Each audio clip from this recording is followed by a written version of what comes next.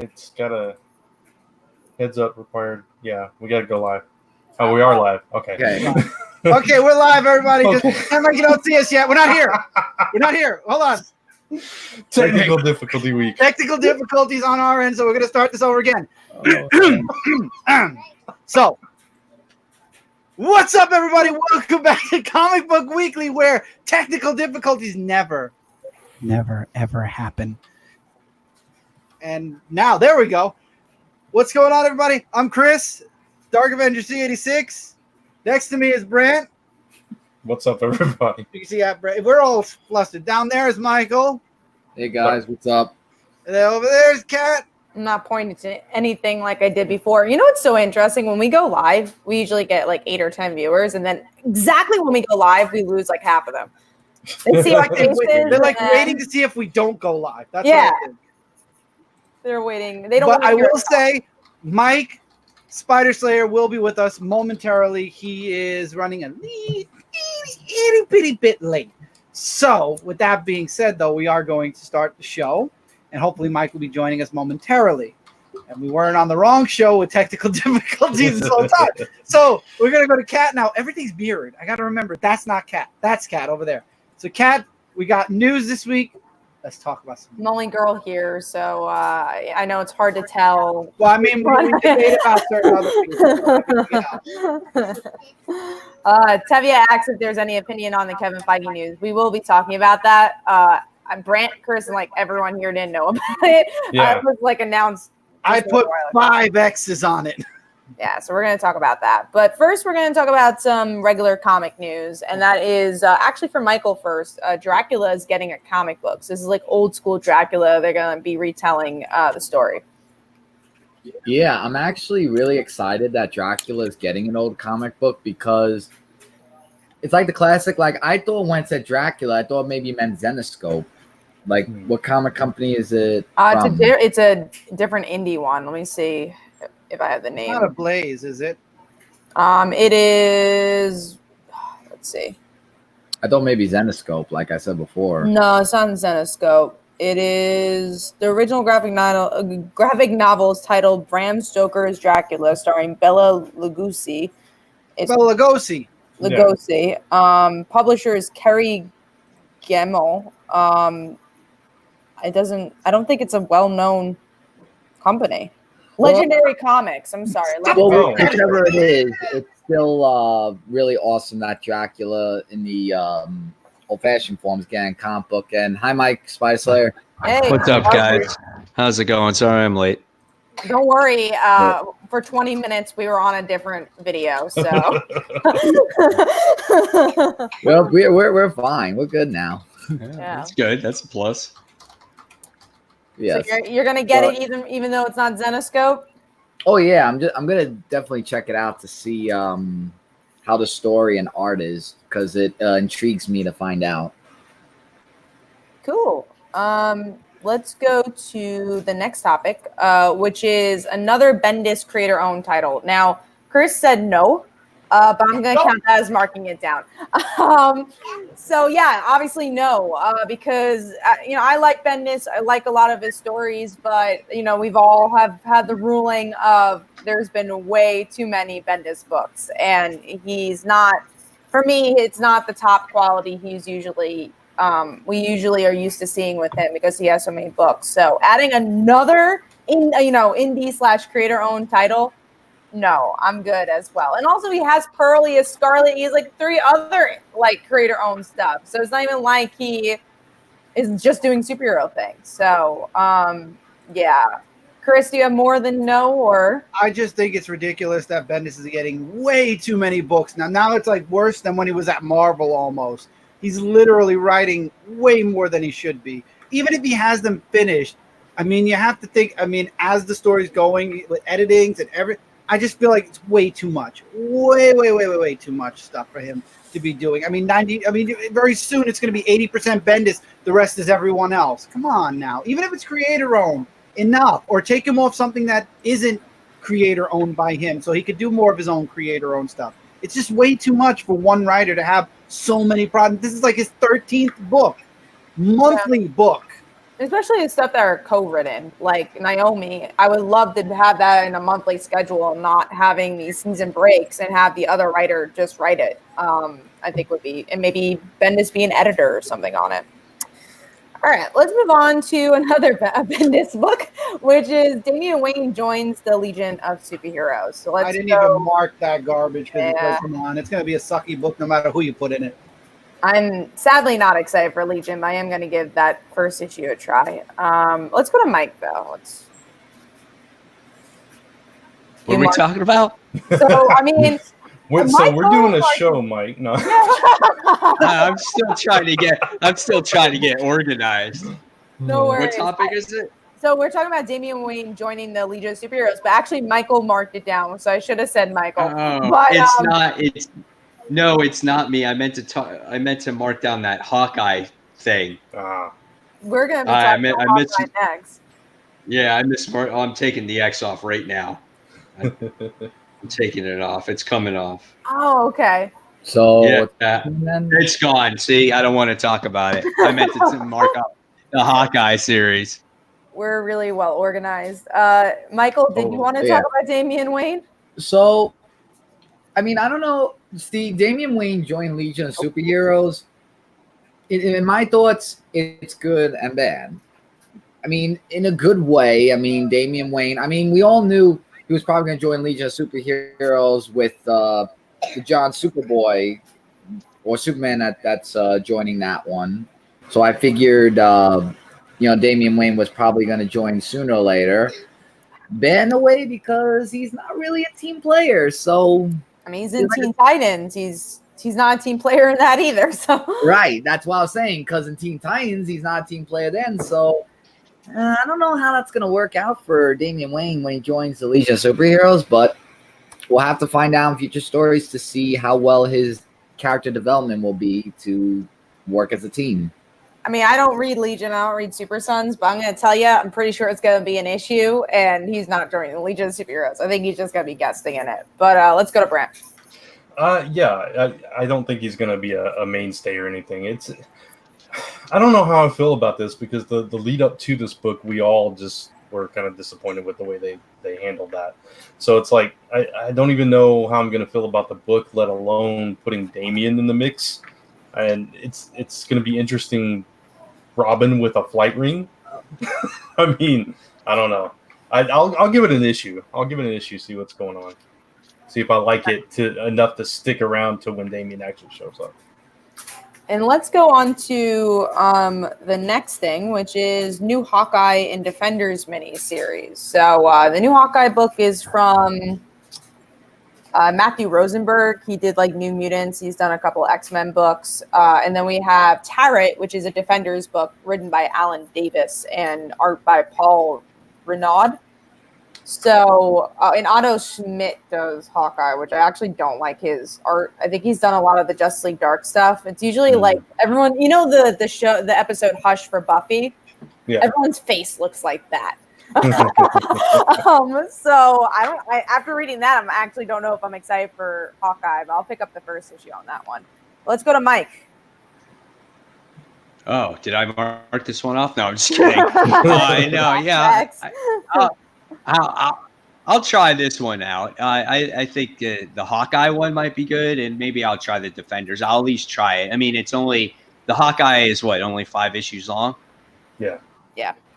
Yeah. So, yeah, I'll definitely give it a go and see, what's in store for Clint. I miss having kind of his own series. So, I don't know. For some reason, when Matt Fraction did that Hawkeye series, I really enjoyed that. It was just something about it that it was just different, and nothing's been able to really duplicate that. And I don't know if anything ever will. It was its own unique in style, but I'll definitely give this one a try. All right, let's go, Brant. I have no interest in the Defenders at all, so that one is just off my radar. But Hawkeye, I thought the concept was interesting because of you're introducing a new Ronin, and that's the whole premise of it. So that has me intrigued enough to check it out. Yeah, that was interesting as well. Especially because you're connecting it somewhat to the movies, so that could be pretty interesting. Yeah. All right, let's go to some media news. And next up is that Jungle Cruise trailer came out. And take me off because I forgot to watch. So Brant never watches trailers. If you guys haven't watched the show, I haven't watched it either. It's a running thing. Brant, I haven't watched it either. And I'll say I only added this because originally we had like 3 news stories this week. So I'm like, Jungle Cruise came out. I'm not gonna watch the trailer, but guess who watched the trailer? Mike watched the trailer. I watched the trailer. Yes. I was like, Jungle Cruise. I'm like, how do you make a movie out of Jungle Cruise? And the trailer was actually not bad. It looks like, I mean, it's a modern day Disney movie. You know what I'm saying? They came out with Doolittle. They showed that trailer this week as well with Robert Downey Jr. It seemed a little weird. You know what I'm saying? Seeing him play a different part. But then with this Jungle Cruise one, it's kind of cool how they introduce it because they show you what The Rock is, right? He's just like a Jungle Cruise guide guy.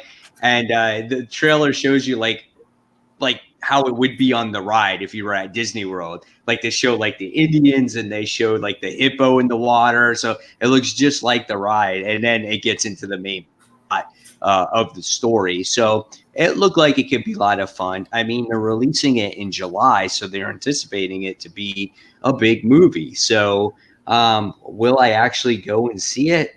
I don't know, because I'm sure there's going to be something else that I'll want to see over the Jungle Cruise, but it could be for a fun flick.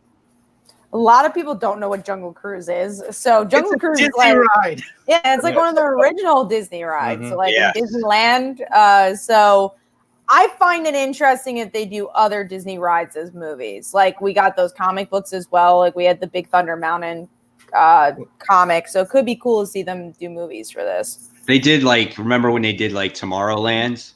Yeah, it wasn't good. But Yeah, so I mean, but they've tried other things, you know. So I don't know, but their big draw is who is it? Emily Blunt is in it, and so and The Rock and The Rock. So they put big names in this movie. Yeah. Rock does a lot of Disney stuff. Oh yeah, he does. Yeah, he does, and a lot of just the kid-oriented movies because you had Jumanji's gonna be in as well. Yeah, I was about to say Jumanji. Isn't John Cena? Didn't they just advertise John Cena was going to be in a fire? Yeah, I saw Yeah. that. I don't think it's a Disney movie though. Oh yeah. Yeah, I was like, what the hell is this? I hate to say it, but I look at John Cena as, when it comes as a movie actor, he's like the wannabe Rock. That's what we think of him as a wrestler too. He's a wannabe wrestler. He tries to be like The Rock, but just can't reach that superstardom. You know, he's done other things. I don't think he's good. He's done talk shows, and I've seen him, and he's such a stiff actor, you know. And I just, you should see him wrestling.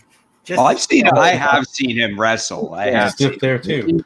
Yeah. I never liked John Cena as a wrestler. Yeah, you know, The Rock is the only one that's been able to make that transition smoothly. Oh come on! What about Hulk Hogan? I can't. The Rock is the only one that's been able to make that transition. The Rock was the most electrifying man. When I was a kid, Mr. Nanny. Yes. Mr. Nanny, and that one where he was a space bounty hunter. Suburban Commando. Yeah. Yes, those, and that one had Christopher Lloyd in it. Oh God. Hey, I love those to laugh at. Reverend Campbell enjoyed Tomorrowland. Tomorrowland was pretty good. Yeah. I like I've seen some of it. God, I know. Tevia says, I know John Cena was in Bumblebee. What did he do there? Was he a soldier or something? Yeah. He was the soldier. Okay. He didn't have a major. I wouldn't think major role. And then SM Down says, I like the trailer. I'll go see it. I don't know if he's talking about Jungle Cruise, but I'm glad if you enjoyed that. Sorry we went off topic, but yeah, Jungle Cruise brings us to many topics. But let's move on to the next thing, which is Scarlett has been cast for G.I. Joe. Every week we have a G.I. Joe story, so don't worry. Next week we will too. And the actress that's going to be playing her is Samara Weaving. I don't know who she is. I don't know who Scarlett is. So, wow. Scarlett. I think Brad and I are the only one that marked that down. She has red hair, though. So, I don't know. Scarlett. She'll dye her hair red. Scarlett Johansson did it. Isn't she like you would say the opposite of the Baroness when it comes to like G.I. Joe, right? I mean, she's the good female. Like no one really people liked Lady J, but she wasn't like Scarlet. No, it was Scarlet was the one. Like in the cartoon, she was with Duke. In the comics, she was with Snake Eyes. So it's like, yeah, it's Scarlet's cool. I like Scarlet. I don't know this actress at all. So I mean, she's I can't really comment on like how she'll do in the role. Yeah, but I mean, if you look at her, Brad, if you dye her hair red, she definitely matches at least a little bit. Yeah, visually she could pull it off. Yeah. So we'll see. It's an interesting cast they're putting together, and hopefully it'll be much better than the previous G.I. Joe movies. We don't talk about those. We will see. I think Chris, you wanted. Grant and I I just said I think she would look good. Never seen her act. Next, I'm very happy to see that Chris was on the show this week because Chris didn't know if he was going to make it. But I added this news piece because I know that Chris likes his character, which is Shriek, is going to be in the Venom sequel. And I don't know about everyone else here, but I actually, Maximum Carnage. Yes, they're really trying to promote her. But I liked Venom for what it was. It's definitely not a great movie, but I think it's a fun movie. I feel like they're going to try to make it good. I feel like they're going to try to give it a trilogy. I think the second movie, they're going to know what the first movie was and just play it up. And I hope they do. I just want another fun movie because not everything has to be brilliant. Yeah, that movie was better than it had any right to be. Mm-hmm. And that was the interesting thing about it. It was fun. And adding Shriek to it, that's cool. I'm ready to see that. Tom Hardy was really, if it wasn't for Tom Hardy, the movie would have been horrible. But he really, I feel like, made the movie good. Any other thoughts on that, or are we just excited? I'm hoping that this is going to be obviously it'll never be Maximum Carnage because you don't have Spider-Man, you don't have the rest of the Marvel Universe. But I hope we get a nice Venom-verse version of it somehow. Maybe we'll get Doppelganger in the movie. Oh my God, then you're going crazy. Huh? Yeah, then you're going crazy. I'm just curious. I'm just curious how all these characters would be really introduced. That's what I'm. I guess maybe that's like maybe the one thing I'm worried about. Yeah. Oh yeah, definitely. Tevye says that he doesn't think the movie's gonna be good, but I wrote in the comments, Sony made Into the Spider-Verse, so Sony could make good movies. All right, let's move on to the next two big news topics you guys have been asking for us to talk about in the comments. We had to build up. Hi, JLS. Hi, Jesse. Hey, Jesse. And that is Zoe Kravitz to play Catwoman in Batman movies. No comment. They've cast her Batman. I don't even know who she is. Lenny Kravitz's daughter. She was in. It is? Yeah, she was in the Divergent movies. What else she been in? She was in one of the X-Men movies. Was she really? Yeah, she was also in Divergent. I'm gonna share screen while you guys are talking because we were asked who Shriek is, and I actually have it on Google. This is Shriek. Cool. Yeah. I would say, yeah, there we go. There's an animated version of her. It just looks like Domino. There's SpongeBob. There's SpongeBob. Right. There's Shrek. Okay, let's not. When you Shrek spell and Shriek Shriek. wrong, you get Shrek's nose. You better be careful with some of those images, dude. I'm careful. They're too small. See, she was in Maximum Carnage. There you go. She's so like the girlfriend of Carnage, basically, right? Yeah, basically. Basically. SM Down said, wasn't she in the Cosby Show? No, that was her mom. That's her mom. Yeah, that's Lisa her mom. Bonet. Yeah, she married Lenny Kravitz for a time, broke up with him, and then married Aquaman, and they've lived happily ever since. Yeah, so Zoe Kravitz is their daughter. Oh, geez, that's crazy. I mean, I looked at her and I'm like, I don't know. You know what I'm saying? I was like, maybe she could. I mean, she's got a slender build, which looks like she could, fits the style of the movement of like, I guess a Catwoman character. You know what I'm saying? I just don't know if I picture her playing the part. Yeah, she's also in Big Little Lies, I think. By the way, she's the main star in that. So at least we know she's, has a diverse palette there. Honestly, what I thought was most interesting about this casting, and I wasn't even going to mark it down because I didn't know much about the actress either, was that she voiced Catwoman in the Lego movie. Oh, So really? I I thought didn't that know was that. super interesting that she's already kind of played Catwoman, even though obviously she didn't really have a big role in it. I think that's kind of cool. I like her as an actress. I think she's okay. She's really short. That's going to be a little weird, but I don't know. I have no interest. I didn't have any interest in this movie since they cast Batman. Yeah, this is a really strange cast. I mean, you got Robert Pattinson as Batman, you got Zoe Kravitz as Catwoman, and you got Jonah Hill in talks to be a villain. Which I mean, I'm thinking Penguin. Never put down Jonah Hill. Okay, so what do you think Jonah Hill's going to play? Penguin. I mean, obviously that would be the right choice, right? Because I mean, who else could he play? I think it's going to be Bullock, honestly. I think that would be really cool. Okay. I don't know about I think that'd be interesting. Have you guys seen Wolf of Wall Street or no? No. Watch Wolf of Wall Street, and then you'll be like, okay, Jonah Hill's a good actor. Wasn't that Leonardo DiCaprio in that movie? Yeah. Leonardo. That doesn't help. It's a good movie, and it's a very good movie. He's good in it. He's a good actor, so I'm actually really interested to see what they'll do with him. But yeah, very much a mixed bag of actors. I do agree with that, though.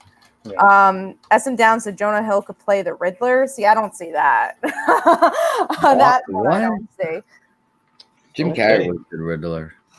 Jim Carrey was an interesting Riddler. He was good. Yeah. But that's going back 20 plus years ago. Maybe old man Riddler now, but I mean, maybe we'll see the multiverse of Batman.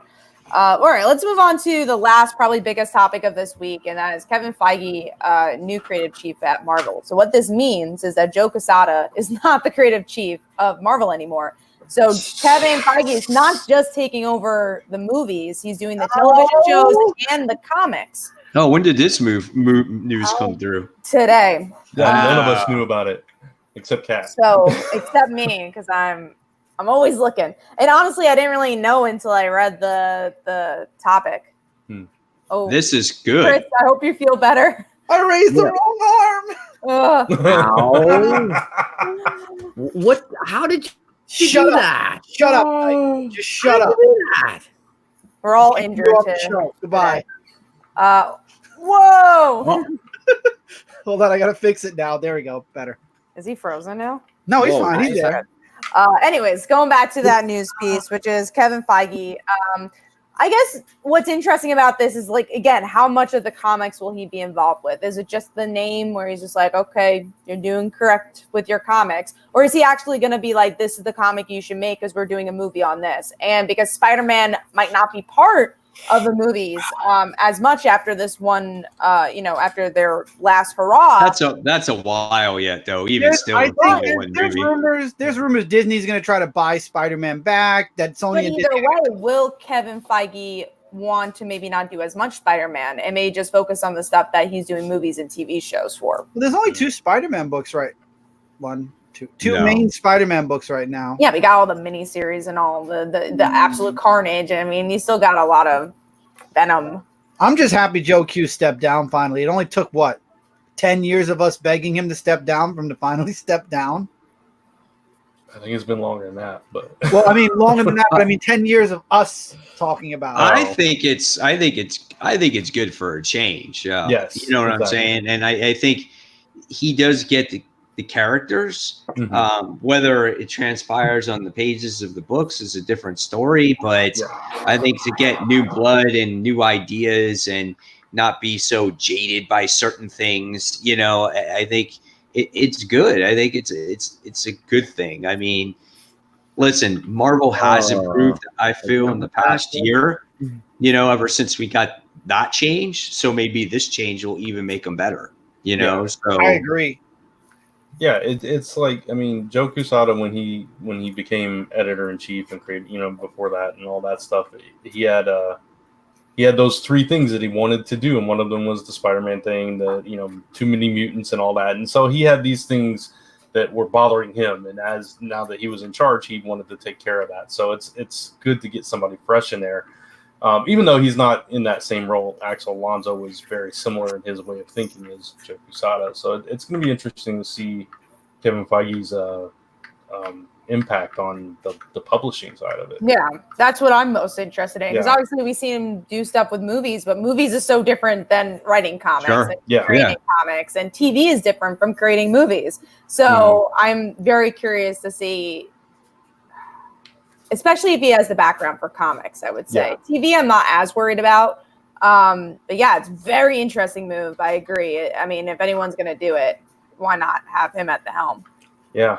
At least you know he's a fan. He's a super fan. He's totally committed to the brand. So Yeah, absolutely. not saying Quesada wasn't, just Oh yeah, but again, he was in the comic book industry for such a long time, and Feige isn't. So that's also a different, interesting point of view. Exactly.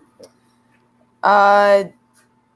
Tevia says Jeff Loeb goodbye. Jeff Loeb's still the head of Marvel Television, so that's his role is still there, and he's been doing a great job with Marvel Television, in my opinion. I think that's been a really good spot for him. Jeff Loeb is a good writer. I mean, he may have had some misses, but he definitely had a lot of good hits. Yeah, for sure. I mean, that's why he's where he is today. He's a good comic writer. He did Smallville. He did a good run on Smallville also. Yeah, and he has good comics. All right, so that's all the news. Anyone else want to say anything more about that? Who's beige? That's what I wanted to know. And who's Rain? Roman Reigns? Roman wrote comics. Feige, maybe he's talking about Feige. No, I think he is talking about Feige. I don't know if he's being funny or if that he's just misspelling it. I just thought it was funny. And then SM Down Axe isn't Marvel TV, just Agents of S.H.I.E.L.D. No. Runaways, Cloak and Dagger, and then all the Disney Plus stuff coming out. Right. Yeah, not to mention the Fox show. Well, it got canceled though, didn't it? Yeah. But anything that's part of a streaming service is considered TV, because that's the way life is now with streaming services. Well, I think because he was thinking like the Netflix shows, those weren't the only thing that made up Marvel Television, though. Right. So. All right. Yeah. All right. So we're gonna move on to the announcement, right? Giveaway, yes. Yeah. So the Buffy and Friends Halloween giveaway has ended, and we have a winner. And I don't know if that winner is watching, but it is their email. Did you make a banner? Yeah, we can do that. Let me do that real quick. I'll do that. Let's go banners. Sorry, I should have mentioned this in the private chat. Banner. There you go. That is what the email starts with. So if that is you've won this giveaway. And if you're not watching, you will be receiving an email from us tomorrow announcing this. So congratulations. I am man.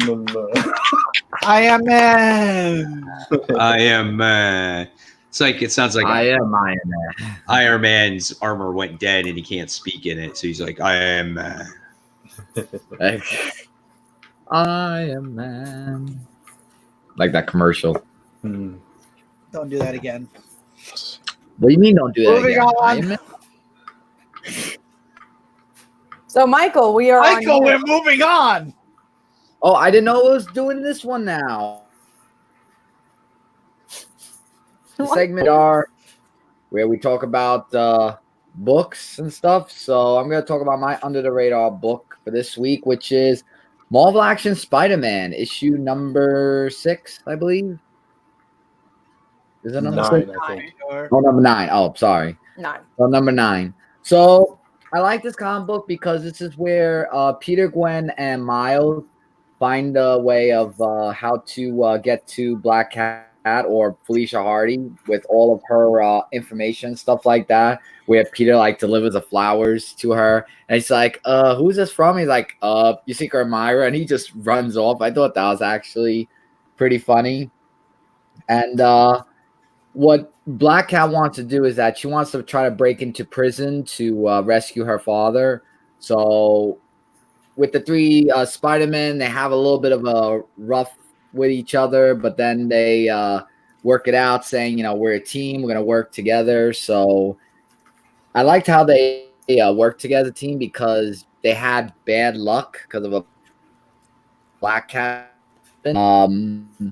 So her, and it actually ended a book for the ending as well. So Nice. I just hope that they're gonna make more because I saw the end. So I don't know if it's the end or the story arc or the end of the comic book altogether. It's okay now. Okay. He was for a second. He was for a second. Okay, as long as it was just. You're good though, Michael. Don't worry. You say that and he's frozen. Is that right? Yeah, No, you're okay. now. you're okay now. Yeah, you're just freezing a little bit. All right, We I'm heard good what now. you said though, so don't worry. Yes. Yeah, you're good. All right. Well, Just don't ask basically, I just hope they make more. So, Kat, you're up next. Mine is Harley Quinn and Poison Ivy, issue 2. I don't think this issue is as good as issue 1, but I think whenever it focuses on Harley and Poison Ivy's relationship, it's when it's at its best. And I think it's a fun series, probably one of the only positive things that span out of Heroes in Crisis for me. Did you get both covers, or you just got the Poison Ivy? I just got the Poison Ivy one. I can't follow. I thought it was special for the first issue, so I got them. But then I saw they did it for the second, and they're doing it for the third. I'm like, oh, you're killing my wallet. No way. I'm just picking which ones look cool, and she had like headphones on that one, so I'm like, all right, I guess I'll get that one. I liked the issue. I thought we have a comment. He's now responsible for overall creative direction of Marvel. That's the Newswise medium, including publishing, films, TV, and animation. Marvel TV and Marvel Family Entertainment will be under Marvel Studios banner. Huzzah. Thanks, Jesse. We love you, Jesse. Well, we do. Don't laugh. We do. What? You laughed. Putting Brant on the hot seat. But I agree with What, you. he can't laugh? He's allowed to laugh. I'm allowed to laugh. Man. Sarcastic laugh. Now, Now it's all serious. Yeah. Now, yeah, we need the whiteboard and smack it and go laugh. You got to watch Jacksepticeye to understand the. So I didn't read. I didn't get a chance to read Poison Ivy and this issue. I just ran out of time because of my hectic schedule this week. But I did get both of those covers because my shop had a deal. So if you bought both those covers, you got $1 off each. That's pretty cover. good. Yeah. I didn't do that. Yes, you That's did. not me. Yes, you did. Poison No, I Ivy didn't. and I Harley did that. Quinn is no laughing matter. Going through some real shit. Be serious, damn it. Yeah. My hands Be are serious. serious. So Mike didn't read it. Chris, I thought it was good. I enjoyed liked the it. issue. I liked it. I thought it was a strong second issue. Not as strong as the first. I agree with you when they focused Oops. on. Sorry. That was nice. Yeah. Yes, this is my most anticipated. I was trying to delete something. I'm sorry. But no, I thought it was a really good book. I like the artwork in it. I like now we got to figure out what's going on with Poison Ivy because there's something going on with her. I'm really interested in this mini. It's really fun so far. oh, we forgot to do the spoiler alert. Oh my goodness, Brant! You see, you put laugh, but you didn't. Oh, But you didn't. You're still not doing it right. There. There you go. I was doing both of them.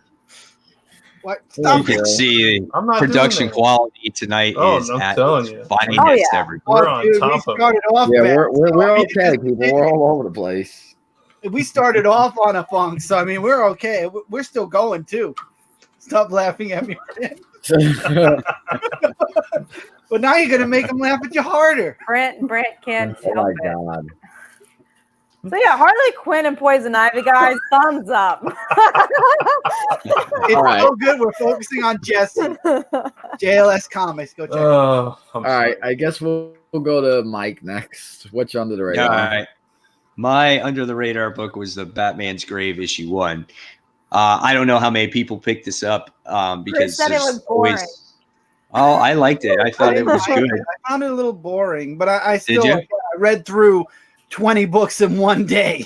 So Well, that definitely played into might it. be the problem. Yeah, I thought it was a good book. I thought it was kind of like what Batman actually is. You know, he's a detective, and this kind of got back to that instead of what, you know, a love story that we've been seeing for the past 55 issues or however long Tom King's been telling the story. And there was great character interactions between Bruce and Alfred. Alfred sitting there telling Bruce, you know, stop always going away, doing your thing. He's just, I don't know. It's just really a good story. It's good detective work. You get to see like modern day technology, but how Batman has always been this old school detective. I thought it was a really good read. Who is it? Brian Hitch does it, and Warren Ellis. So I thought it was a fun read and a good book, and it left you off with a good cliffhanger. So again, if you're tired of Batman, you might want to check this out because it's 12 issues, and you're going to read it for a while. So this might get you through the Batman hump. I didn't read this one.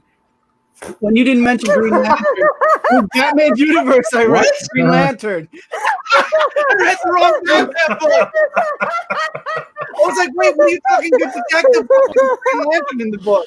Well, it's so funny. So it was, I think it was me, Chris, and Brant. We were talking about it. I'm like, it was so boring. But Chris went out his way to tell me that this book was boring. And I'm listening to Michael. It's a great detective book, and I'm like, Alfred? I don't remember Alfred in the book. What did you read? Batman universe. That was Bendis. I know. No wonder why I thought it was boring. Oh my God. That. The Batman's grave. I didn't read that one at all. And I think I'm going to discuss, so don't even bother. God. Well, there were too many Batman books. I didn't even realize I missed Detective this week. Oh man. That's why it's under the radar, because there's so many Batman books that this might be one that you might want to check out. I have it on my list. I just mistaked it for a different Batman book. It was a good pick, Mike. Thank you. Probably will be after I read it tonight, before I go to bed. It's gonna be like, yeah, that was actually my pick of the week, guys. Like, it's great. No, I don't think it'd be my pick. All right. Once again, on top of our game. Oh yeah. Best night. All right. Who'd you say, Mike? What's your next? I do not have an under the radar. I don't have a top 5. I just read a bunch of books so that I just showed up, read some books, showed Can up. you just pick one? Just pick one. No. No. All right. Brand, do you have one? I do have one. Batman universe. You have to say no. You have to agree with me. No, I'm sorry. I got one. You said no, so okay, go ahead. Battle Pug number 2. What? Battle Pug?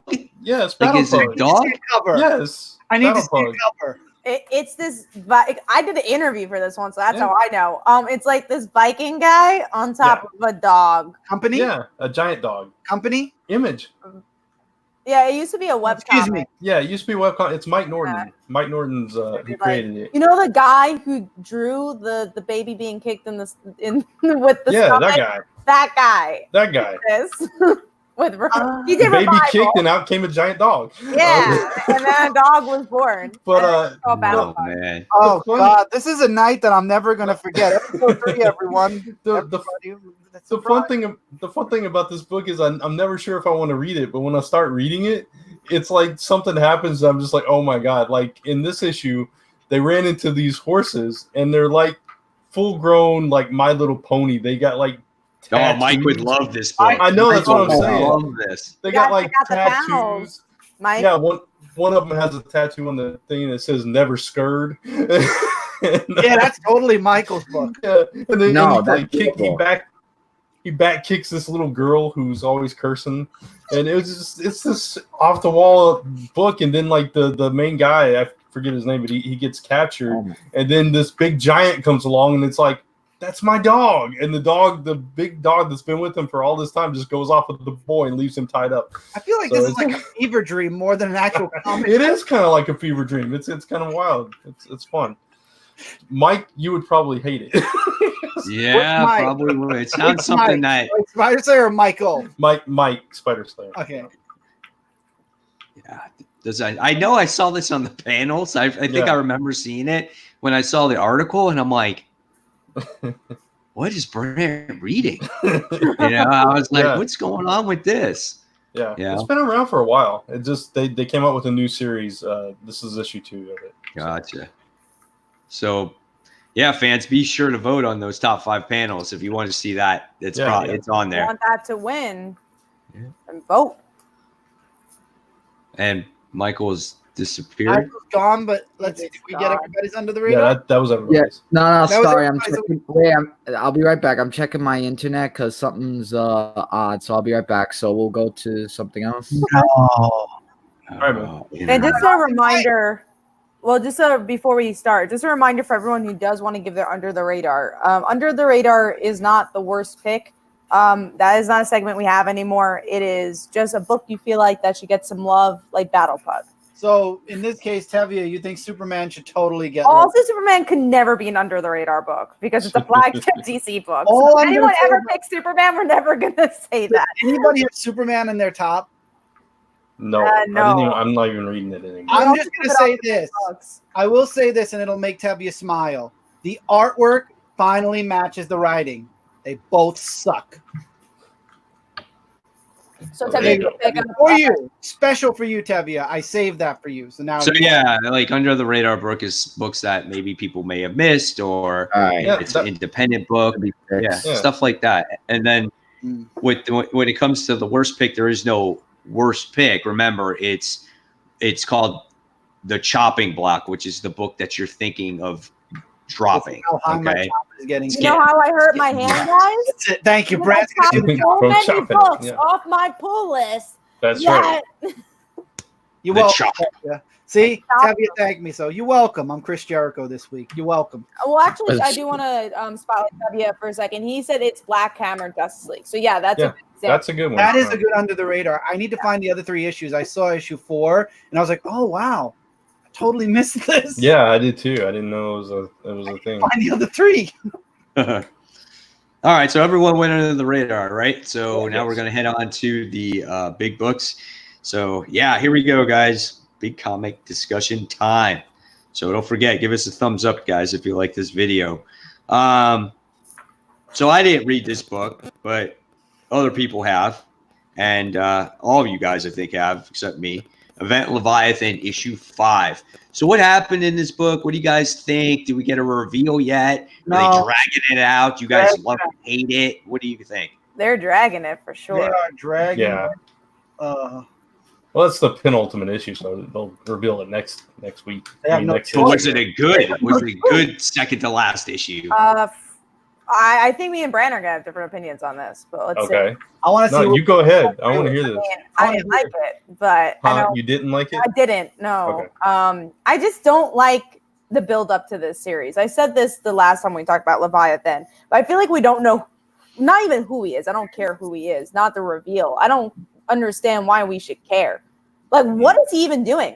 What is the evil he's doing right now? Nothing. Would anyone He's literally answer that? standing around with an army, and they're doing absolutely Absolutely nothing. I feel threatened. I'm standing here looking at a big army that's not going to do absolutely anything. He did a couple of explosions. That's about it. A couple of explosions. He took out every spy organization in the world. Couple of nukes. That's not a Okay, couple of a couple of explosions. A couple of nukes. But it's And- also, it's not really in our faces that much. We're not seeing him do it. It's like talked about. They're like, Spiral, they blew up last week. What's next?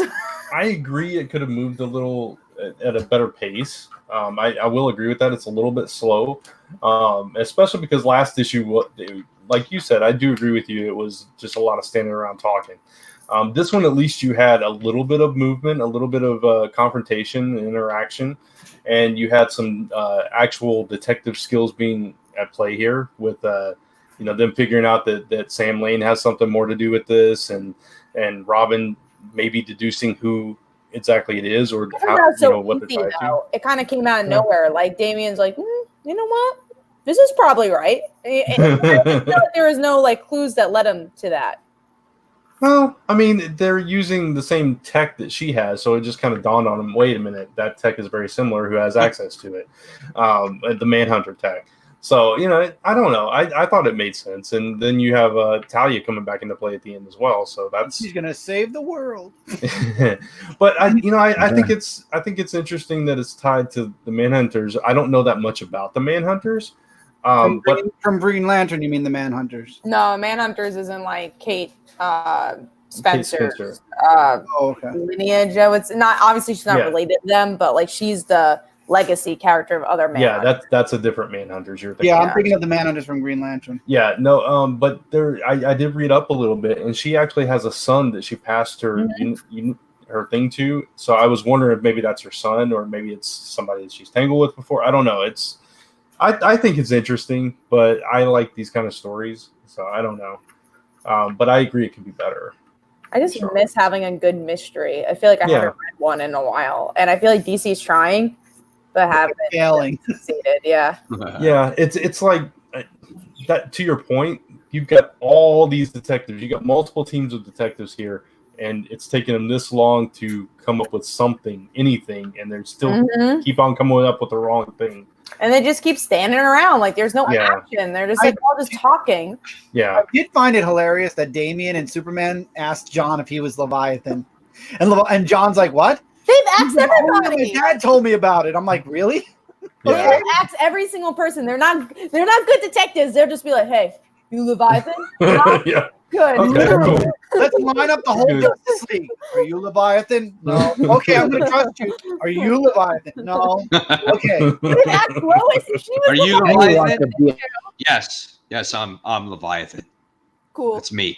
And this is all going to lead up to Superman truth, apparently, because Lois is upset now that her father said, I would have joined them if I wasn't dying. I just want to point this out. It hasn't popped up in this thing, so I can't highlight it yet. But Tevye said Bendis can't write a mystery to save his life. Isn't? Oh, okay, I didn't see it. Isn't that how he got popular in the first place? Was writing mystery? I thought he got popular through writing Ultimate Universe. I jumped in later on in the game. He with got him. on the radar of Marvel by doing stuff like Powers, which is a murder mystery. I didn't know that. When I got introduced to Bendis, it was Ultimate Spider-Man, and it was issue like 20-something that I started reading Bendis. Kat said Jessica Jones as well, too. That's true. She is a detective. That's what she does for a living. Yeah. So And she had some really good mysteries, too. When the original Alias stuff was really good. So I think it's just he's writing so many books, in all honesty. I think he's just writing way too much. 13 books.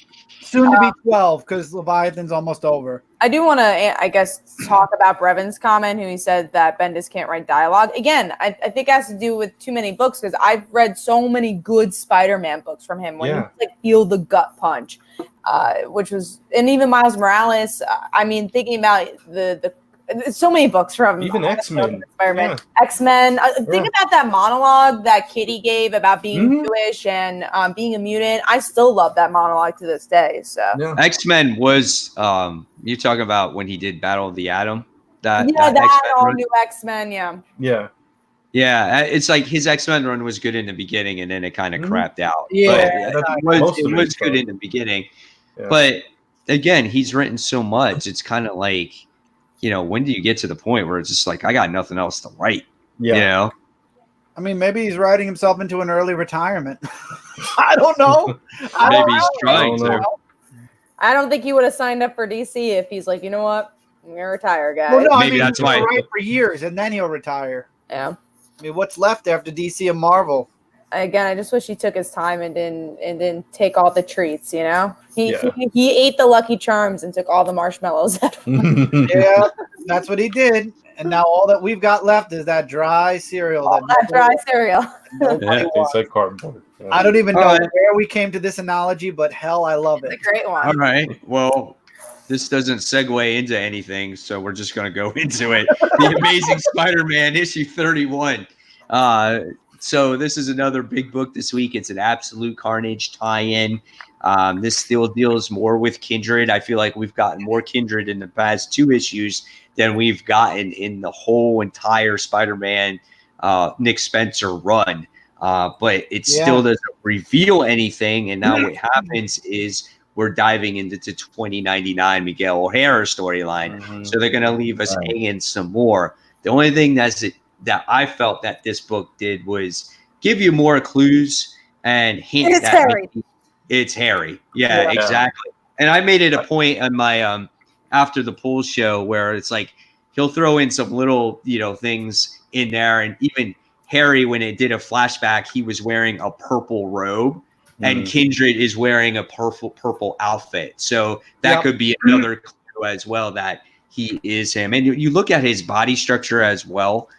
it kind of looks similar to like just obviously like you guys said, like at one point a decayed version of Harry. But overall, the issue was good, real good battle scenes, and that issue represented what really Peter Parker is about. He doesn't give up. He was there for the fight, and I felt that this was Ryan Ottley's some of his best work yet when it came to the Spider-Man title. Kind of reminded me of Invincible when Invincible would fight and overcome a battle. This is kind of that same thing. He grit his teeth and he was just ready. He dug in and he fought. So I thought it was a good issue. I want to actually talk about Brant. So Brant pre-show said that he wouldn't have come on the show if he didn't read Amazing Spider-Man. No. So passing the torch to Brant. Well, no, I mean, of course, it's like, I mean, I can't claim to be don't put me on full screen. No, I can't claim to be this big Spider-Man fan if I come on the show and I haven't read Amazing Spider-Man. I'm sorry, but no, it was a good issue. I wish that there had been a little bit more progression with it, because I too feel like it's stalling this Kindred thing, and now we're waiting on it and stuff, but. I think it's obvious that it's Harry too. I was going to joke and be like, no, it's that Gwen and Norman's kid. But what if Kindred is? I mean, this was an absolute carnage. We didn't think Kindred would be in this. Yeah.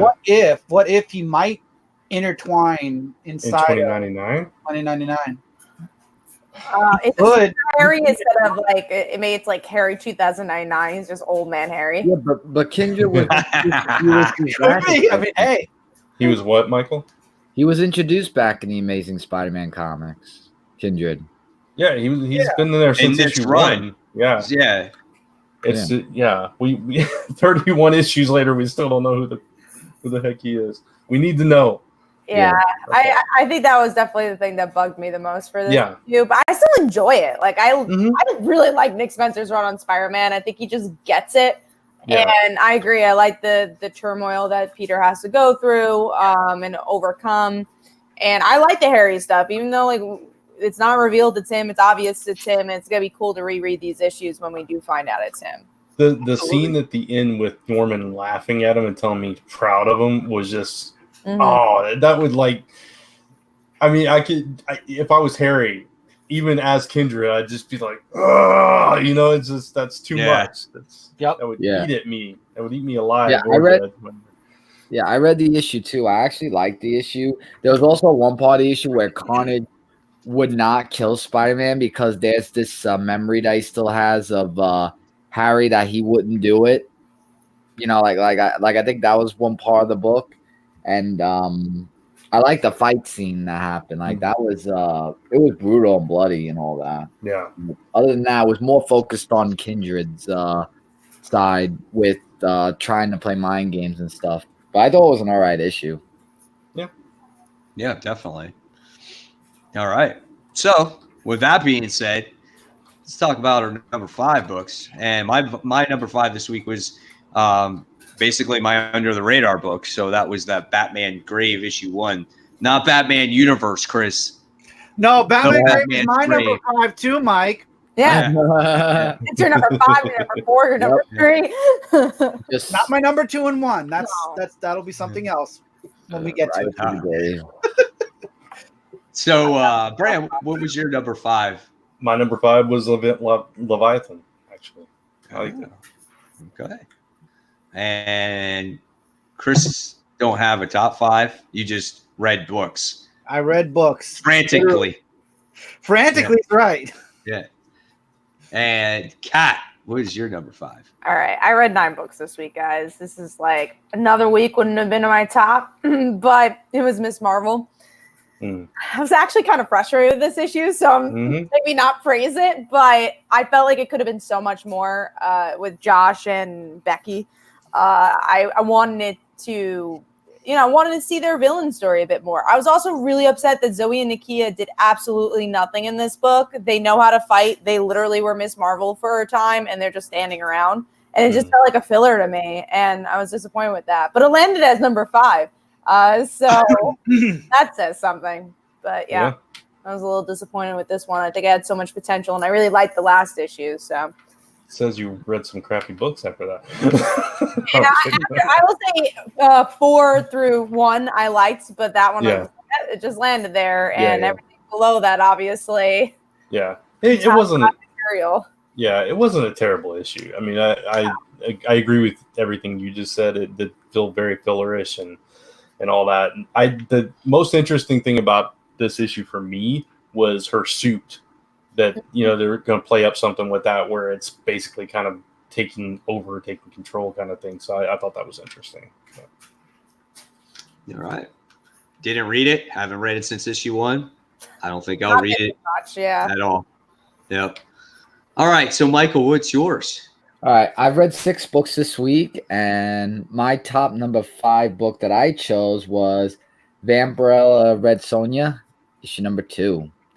And the reason why I chose that book is I feel like it focuses more on Vampirella than Red Sonja because, see, Vampirella found Red Sonja on the mountain because she thought that she was like one of the 80s or something like that. So she's like this hypnotizing power to get, in connection with Red Sonja to try to get her off the mountains or stuff like that because she's under this curse. I forgot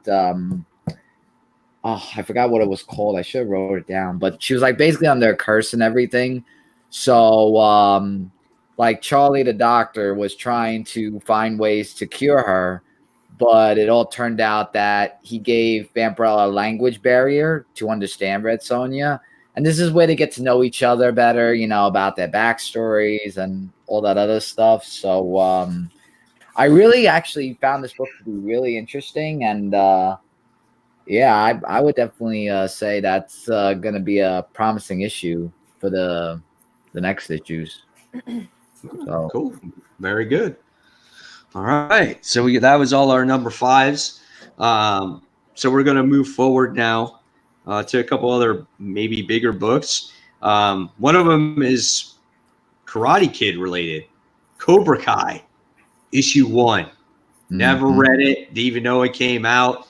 Who published it anyway? IDW. IDW. Oh, okay, figures. It makes sense. Let me just say, it's kind of hard to pick indie books that were. Yeah, I read that book actually. And what did you think of it? Was it? Where does it take place? Like, well, here's the thing. What it talks about in this comic book, it talks about Johnny's story. Now, Johnny was this kid who joined in Cobra Kai, and Cobra Kai is like strike fast, no mercy, and all that stuff. Yeah, I seen the movies. I know Karate Kid movies, Michael. Yeah, right. Well, I'm just saying for people who didn't see the movie, I was talking. Well, he meant for the viewers. Well, basically, it talks about Johnny's origin story, and then towards the middle and the end, it goes to where I didn't do it. Laugh. Very funny. I know Chris did it, and when it goes from the middle to end of the book, it's where Karate Kid, the first movie, started. So you kind of get the backstory of Johnny more in depth than you got in the regular Karate Kid movie. But I thought it was really interesting. I really liked that issue. Yeah, it was interesting. I read it too, and it was exactly like Michael said. It was the reverse. You got it from Johnny's perspective, and kind of got a peek into what made him who he became, and you got to see a little remorse in him because later on he's got redemption. If you have seen the movie, so it was interesting. It was better than I thought it was going to be. I just, with so much to read, that's going to be my thing if I can stick with it. Right. So did you feel bad for Johnny a little bit? I don't know if I felt bad for him yet. I mean, because you did see a flash forward to when he was an adult and he had a dojo and students and all that stuff, and you could see that he was kind of looking back and realizing the mistakes that he made and stuff. So it was like, I don't think I really felt bad for him as much as I understood him a little bit more. Gotcha. Makes sense. Yeah. All right, cool. So if you like that Karate Kid universe, check out Cobra Kai, issue 1. All right, so another book that we're going to be talking about this week is Contagion. This is issue 2. When it came to Contagion this week, I felt that the book did a good job at exploring more characters. It kind of delve into more of what the virus is. and whatnot. And I just found the story just a lot more interesting this time around. Yes. And we get to see a lot, again, more characters, like all these street level characters being introduced. Jessica Jones, Luke Cage, Fantastic Four, obviously. Doctor Strange. Yeah, I mean, there was a lot of stuff going on in this particular issue, but seeing everyone get infected, like Cloak and Dagger, and I wasn't expecting them to make their appearance in this book. So this second issue kind of truly lived up to the expectation, right? The first issue was a big setup, and then the second issue just kind of just exploded with a lot more information. And then by the time you got to the end of it, you're like, oh shit, everyone's infected. What are we going to do now? So I thought it was really good. Thing still isn't infected, so he's still right. Okay. It looks like he might be the savior in this whole thing. I think. Yeah, which I think is great. Oh, go ahead, Brent. No, I was just agreeing with that. That's what they set it up as. Yeah, it seems. Go ahead, Chris. No, that's all I had to say. That's all you had to say? Okay. I enjoyed the issue. I love the artwork in it. I am really happy that it's still going strong. We've still got 3 more issues, 3 more weeks. But I got to say, if issue 3 is good, I might actually consider picking this up physically. I really do I'm enjoying it a lot. Yeah, I think it's a pretty good story. It's something I didn't expect to like. And Chris and I, we talked about it. We really loved that first issue. And we talked about it on the other show and everything. But Cloak and Dagger coming in was like the highlight for me. Like when they showed up, it was like, oh man, this is just this. It brought back memories to like Maximum Carnage and all that stuff when they came in with Iron Fist and everything to help Spider-Man and all that. And it just kind of brought back that nostalgic feeling for me. And just like you said, Mike, seeing them all get infected and kind of this whole thing progresses and Doctor Strange doesn't know what to do with it and nobody knows what to do with it. And it's like, oh man, it's good. It's cool because they thought they had it all taken care of, It's just like Cloak comes out there and he sucks them in and they're like, oh man, that was easy. Yeah. And then he spits them back out and everybody gets him out and he was infected. Everyone was affected. Everything got loose. And what I liked about this issue now is that the artwork for me in this issue was better. I felt that it fit the style of a book that is an apocalyptic like book. So it was a little bit more edgier, a little darker, and so I thought it fit better. So, but personal opinion there, so. Yeah. But fun read, definitely a good book. Yes, it's in continuity, but where in continuity, I don't have a clue. Yeah, we have no idea. Everywhere right now. So it is in continuity, but just somewhere. Somewhere. It's the main universe. There you go. It's the main universe. It's the main universe, and it takes place at some point and time. That's all it is. Just it's one of those books where you got to pick up and don't be a continuity freak or don't be like, oh, where does this take place in the book? Just read it. It's just a story. Yeah. That's all it is. It's like a self-contained little event. Mm-hmm. All right. So we're going to move on to our number 4 picks. And Kat, what was your number 4 this week? Mine was Hellmouth issue 1. I thought it was a really solid issue. I liked how we got to see some characters we haven't seen in a while, like Cordelia was nice. And I like that it felt like a season finale, and it's just the beginning. It was very action-packed. But there are moments like Angel and Buffy getting together where I felt like that was more powerful in the show than the comic. You can't live up to that. But overall, I thought it was a really solid start to the crossover. I really like this issue too, and I love the art and the much cool better. Thing. Yeah, definitely. The cool thing that you could do with this that you couldn't do with the show is you could have those double page spreads with dragons and demons and everything just spewing out that you just couldn't do with their TV budget, and it was just beautiful. And I liked it well enough that I didn't mind the differences and all that stuff. With Buffy and Angel, I agree you can't really live up to that. But everything else, like the way Giles comes to Anya and begging for help, and Drusilla's just kind of marching through and having her plan play out and all that stuff. I thought it was presented pretty dynamically and really interesting way that they pieced it together. I don't know. I liked it. So I don't know what I'm trying to say, and my words are not coming out. I feel like I'm just rambling. I'm just saying stuff to say. I'm just saying stuff to sound like I know what I'm talking about. I didn't actually read it. No, I read this right before we came on the show. Did you really? Yeah, I did. I totally forgot about it. Fresh in your head, though. It is fresh, but I read it so fast that I don't think I totally absorbed all of it. Oh yeah, I totally get it. Yeah, and I wouldn't have known that, so I'm glad you put all the cards on the table, though.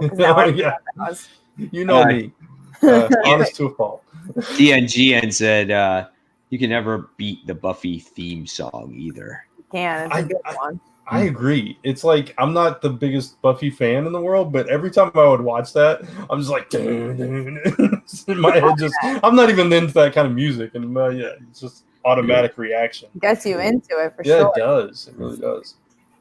All right, so Brant, then what was your number 4? Actually, Contagion. No, that's funny. Yeah. Sweet. All right, and Mr. Michael.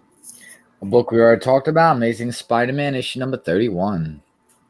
Sweet. Awesome. And did I even do my number 4? Or did no, you I? didn't. You went to Cat, then to me.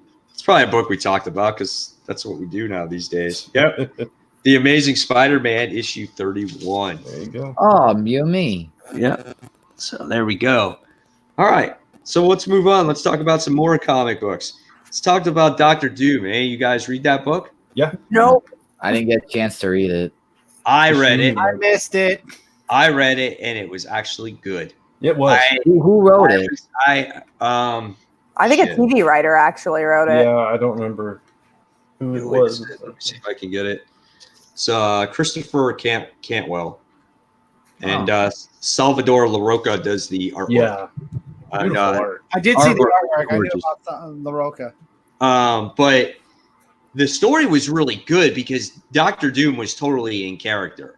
And the thing about the story was like it all started with this thing that was being built on the moon where it basically is environmental thing where it's going to suck up the carbon monoxide poisoning into the moon, and the moon's going to create this black hole in the dark side of the moon to get rid of all these things and save the environment. Dr. Doom's kind of bitter because he wasn't included in the project with Reed Richards and Tony Stark, and he was on the air, on the news, and kind of these news broadcasters like cut him off, and he's all pissed off about the whole situation. And so he captures the news guy, which is kind of funny. Very Doom-like thing to do. Mm-hmm. But the thing that happens in this book is someone sets Doom up because they blow up this station that's on the moon. Yeah. And because Doom is bitter about the whole thing, they feel it's a perfect way to blame Dr. Doom. And so at the end, he tries to, surrender to authorities and whatnot, but Union Jack comes after him and some other character comes after him. And it made for a very good issue. Now, the thing is you don't know what's kind of going on with Dr. Doom because you also see either these flashbacks or a different timeline of where he is not wearing the mask and he's with his family. Mm-hmm. You know what I'm saying? So it's kind of like you don't know where that's going yet. So it was really interesting book. Surprised me, exceeded my expectations. Made me want to go out and buy the next issue. I thought it was awesome. Yeah, I thought it was really good as well. And I don't know, maybe I missed you saying it, but Kang comes into play here too. Yeah, and, yes, he did. Yeah. So I mean that could play into that whatever Doom is seeing. If it is another timeline or whatever, maybe that has something to do with it or whatever. But I like that little seed that they planted that there's something going on between Doom and Kang.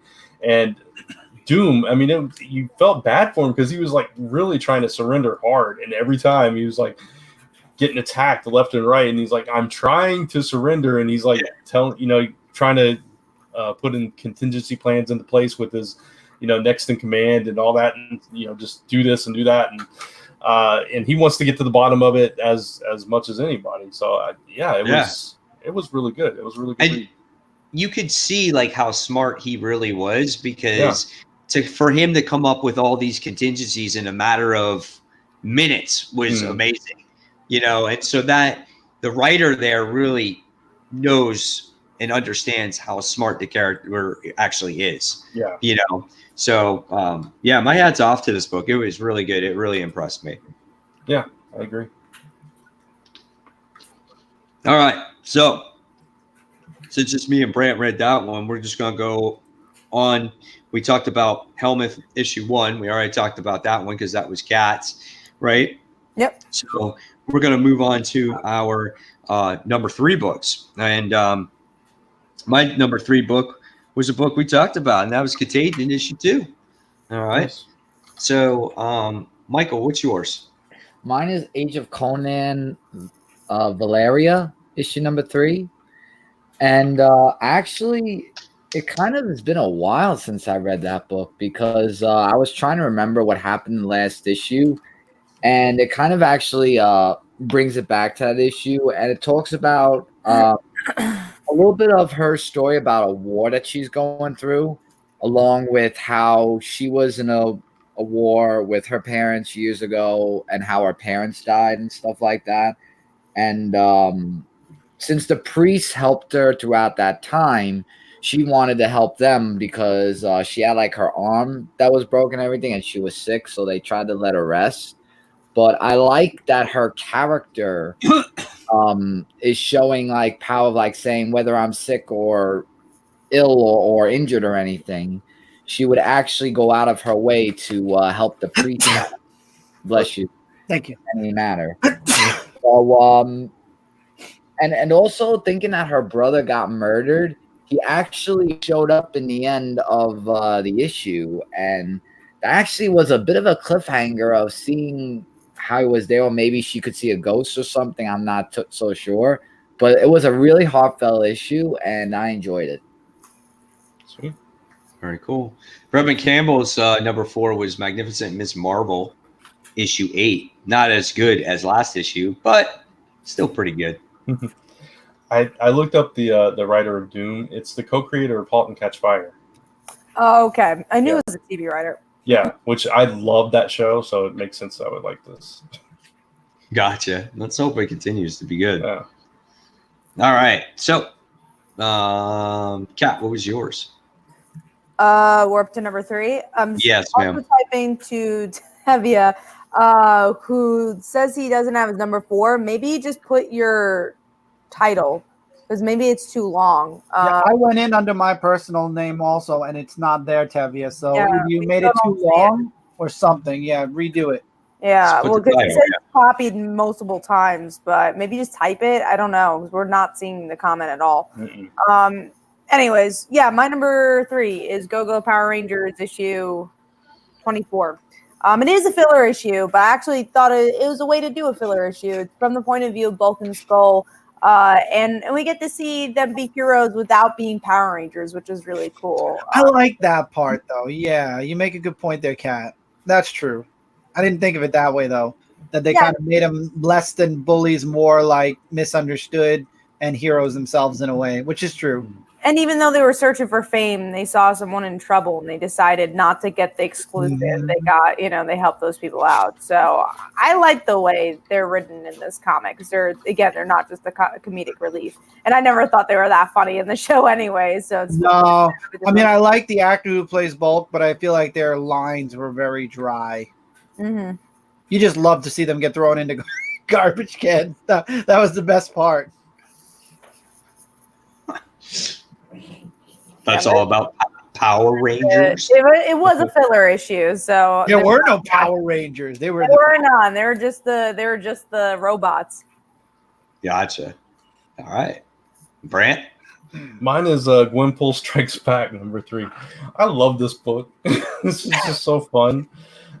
This time, Deadpool kind of clues her in that people like her better when she's bad.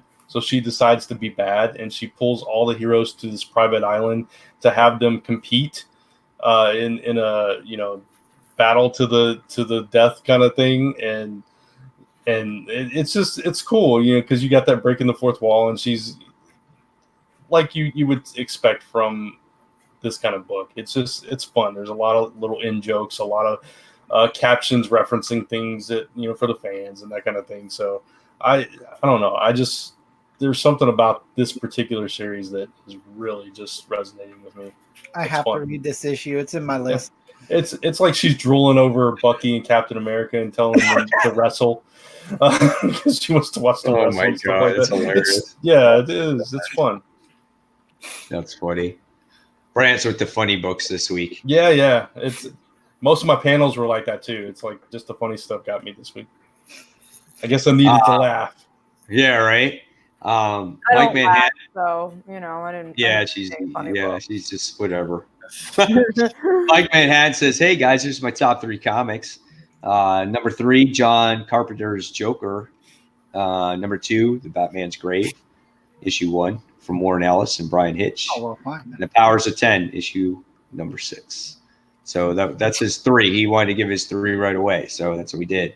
And Brevin Campbell's number 3 is Wonder Twins, issue 8. It was funny, surprisingly heartfelt, of Jaina trying to help Polymath. I missed reading this book. I haven't read this book in a long time. So I'm glad Brevin likes it, though. All right. And did everyone go for their number 3? Yep. I believe so. All right. So we're going to keep going. So we're going to talk about Joker, Year of the Villain. Who wrote that one? Who read that one? Did you guys? Oh, I think. Time out a minute. Time out. I- Did 301 Spawn come out this week? It did. Yeah, it did. Yeah. I didn't get a chance to read it though. I didn't get it at all on my digital list or on. I know physically I bought it, but well, I have to make sure I get it now. So, And Mike, I think we're up to the other section because we didn't do under the number 3s yet. The Joker, your exactly. that's right. The Joker. I'm sorry, I skipped over that one. Criminal Sanity. Yeah. So I didn't read it. I didn't get a chance time to read this book. But what did you guys think of that one? Did you think this one was better than Harleen? Not as good as Harleen? Or you Harleen out? Or Harley Quinn out? I didn't read it. Are we all Only Harley just Quinn out? begun. Yeah, it's I really like the concept of it. I talked about it last week. I was like, it's really cool. Like she works for the police and she's obsessed with the Joker, not because she's in love, but because he killed her best friend. So what I didn't like is that I didn't really get the emotional resonance of her best friend dying, or I don't even know, maybe her lover. They didn't really describe it. And then I feel like you could replace this character with anyone else. It didn't really feel like Harley Quinn. So I'm probably, not going to read more, but You're like, yeah, I'm not going to. yeah, Interesting. expensive too. What's that? It's expensive. It's Oh. $6. Yeah. Very expensive. Interesting art style they went with that. It's basically photos. Yeah, the art was good. I'm not into that heavy photo realistic art for an interior of a comic. Yeah. Not personally my thing, Right. And again, when it came, like, I know we were talking about like these oversized books when we were doing our topic time. Like when this book is only 20 pages, I don't think it needs to be oversized. And when it's still $6. Yeah. Yeah, exactly. So make it the size of the Curse of the White Knight, and then maybe you make it $5. But I don't know, it was weak. But yeah, Chris, see, here's my Spawn issue 301. Oh damn! I did miss it. I found it on my digital list. Yeah, the throwback Completely. cover, and then this was the regular cover. That's the Alex Ross one, right? No, that's a McFarlane cover. Okay. I got the Alex Ross cover. Maybe that's why. Maybe it's a week delayed for the Alex Ross, so I didn't look for it digitally. Yeah, maybe. All right, so now we can move on, right? To number 2. Mm-hmm. All right. So number 2, let's see, what was my number 2? Well, book we just talked about a little while ago, Dr. Doom issue 1. We're always like one just off from it, right? So, Brent, what was your number 2? Buffy Angel Hellmouth. Nice. Cat, number 2. Mine was Amazing Spider-Man. We already talked about it. Oh. And Michael, it's got to be like Sonic. Nope. Oh, that'd be a number 1. Punisher Kill Crew. It's Cobra Kai. Cobra all right. Kai. Continue. Cool. The book we talked about. Yep. All right, so we got a couple other big books to talk about. What is Joker Year of the Villain? So did you guys read that one? Nope. I No. did. Read it. No, I thought it was okay. John Carpenter is the one that actually wrote this one. So he's good at horror. And I think it really got kind of like how twisted Joker actually is, and you get to see kind of like one of the Joker's henchmen go out on the town with him, and some crazy shit happens, and this henchman goes through some crazy stuff. But at the end of the issue, Henchman up like Robin. what? Yeah, he did. He dressed him up as Robin, and they dressed up as Batman and Robin together, and they went out on the town, and it's like Joker's evil way of like saving the city, which was kind of weird, and but this kid, he basically realized like the Joker is not insane, and this kid has kind of a mental disorder, and he realizes that he has a mental disorder. But as you read the issue, he just realizes that the Joker is not insane. He's just evil, and pretty good book, great artwork. I thought it was probably one of the better Year of the Villain books. Definitely in dark. my personal opinion. It was definitely dark. I will say that. I think I Yeah. gave up on Year of the Villain stuff. Every time I see that, I just like ignore it and move on. You know what made me pick this one up though? Yeah. It was John Carpenter. That's why Yeah. I wanted to pick it up. So, Right. and I'm glad I did because it was a good read. Cool. All right. So now that I was the only one that read that one, so we'll talk about the big book of the day. And you guys know what that one is. Powers of X, issue 6. Okay. I thought it was a great book overall. Very, very interesting ending to this. And, what happened at the end and who you found out who was behind this whole thing the entire time is quite interesting. And then you find out why Professor Xavier kind of is the way he is. It's because of Moira. And it's just like, shit, I didn't see that the whole time until you get done reading the end of this book. And it just put the whole thing together. And that's what we were talking about at the beginning of this series, right? We're talking about how Hickman likes to put pieces and scatters them all over the place. And then at the very end of the series, He puts it all back together. It's like one piece of the puzzle, the last piece of the puzzle, he puts it in there and you're just like, holy cow. Like I did not see that coming, and it was so good. And I really enjoyed it. And this for me becomes one of those books that, when it comes to X-Men, you got to read it. You have to read it now. Oh, definitely. After this issue, I 100% agree with you, Mike. And I did a whole topic video on this for my channel, but I missed that about the X-Men is something that you're like, you feel like it's an event and you feel it's important. And as much as I don't think I loved Hickman's run as a lot of people did, but I think with this last issue, it does prove that he changed the X-Men for the better because he actually changed the X-Men. Yeah. And obviously he'll have to put all the toys back in their toy box once his run is over. But I love that this is putting everything you know about the X-Men on its head. A, that they're always going to lose, and B, that Professor Xavier is like, I'm done with this shit. You know what?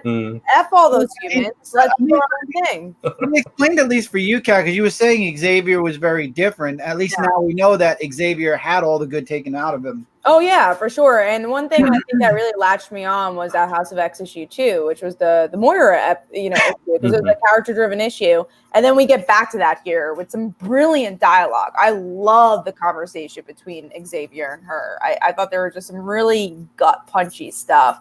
And then I also like the political aspect of the book, and I'm sold. I wasn't originally sold in the beginning, but I really like this issue. And again, that's saying something, because all of us here are not usually huge Hickman fans. So. Right. I could live without the charts. Yeah, well, the Star Trek is still live without. I got to the point where I just flipped past them. Me too. It just didn't even Oh, matter yeah, anymore. same, yeah.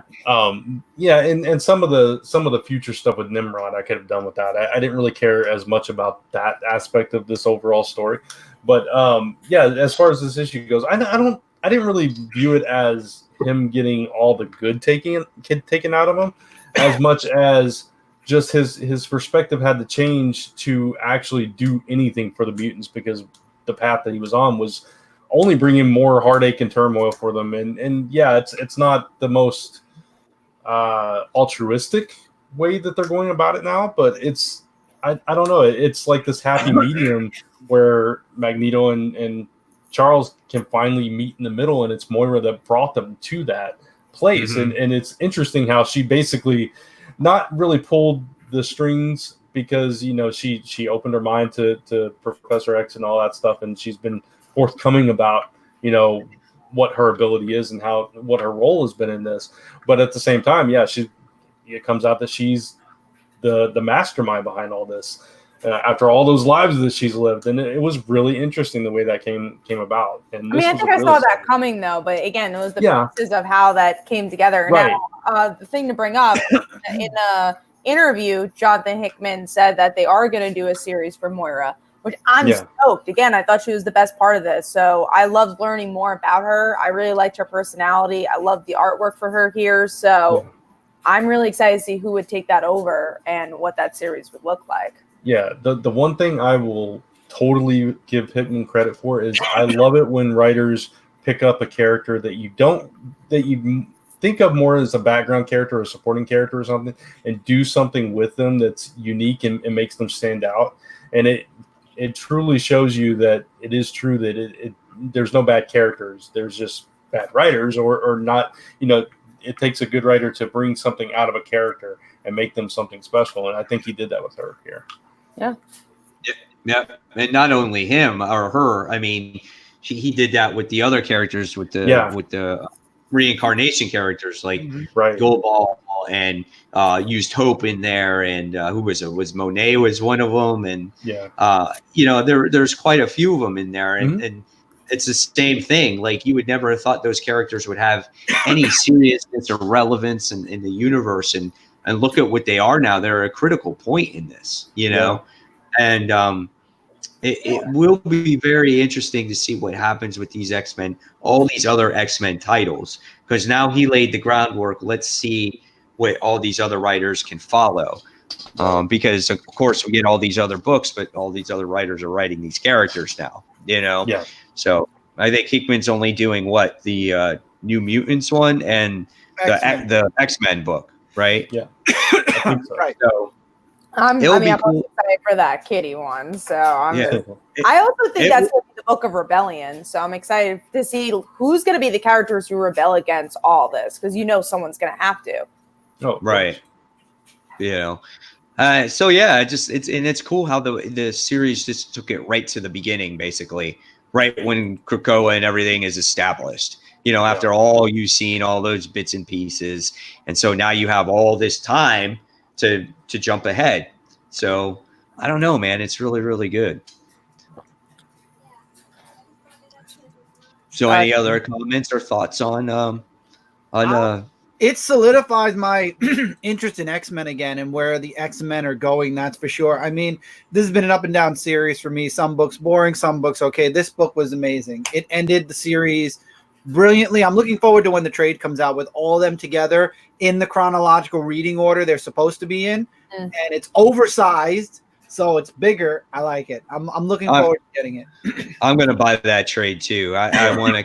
That's one of those trades where I think I want to have, because that's a book that you might want to read again a couple of times, because there's so much involvement in it. That's just like, to appreciate it, you really do got to read it a few times. And I can understand you guys feeling the way that you do towards the series. But again, it was that payoff, and that payoff again was that puzzle piece that made everything make sense, So but great stuff. And I can't wait to see what happens in the future with it. So speaking at that, then the number one pick of the week, that was my number one pick of the week. It was, thought it set the standard, high expectations between all the other books for me this week. So it was really good. So, Chris, would that be maybe your number one pick of the Probably. week? More than likely, I'll be honest with you, looking at all of my books and everything we've discussed. Yeah. Oh, yeah. See, there we go, Havoc. Everyone, Chris has a number one pick of the week. I do it. It's that Only one pick. And I actually have good news. If you want to pre-order that book, it is on Amazon right now for only $42 instead of $60. Oh, it's not bad at all. And I have a $10 credit, so it actually goes down to $34. Yeah. The Real Mano says it's been frustrating that Marvel had lost focus on the X-Men since the 2000s. It's nice to have it back. I agree. Well, I really do. Oh, go ahead, finish. I'm sorry. No, I was just saying I really do agree. I'm happy. The thing I feel Marvel did wrong and where the X-Men started to go wrong was first you had Schism, which separated and divided the X-Men up. Then you had Avengers versus X. Well, I think I just did that out of order. We had the Schism and Avengers versus X-Men, which pushed them all different directions. Cyclops' team went over the deep end. Then you had so many other things happening to X-Men. And then you had Bendis, who came in and brought the young X-Men in, trying to fix everything. And I feel like it just messed everything up, in my opinion. That's what happened. X-Men they kept trying to fix it, but instead they were making it more of a mess. Hickman just came in and said, okay, we're wiping all that clean. We're going to start over from the beginning. And here we go. Boom. And then he gave us this series, the 2 series. And now we're finally possibly going to get something good. We also have, I think it was DNGN who said that Powers of X didn't have a tough competition this week. I could agree with that. I don't think there was any my God books besides Powers of X. That's true. All right. So let's see. Any other comments on there? Which the young X-Men were a mess. Oh, Tevye put that in there. I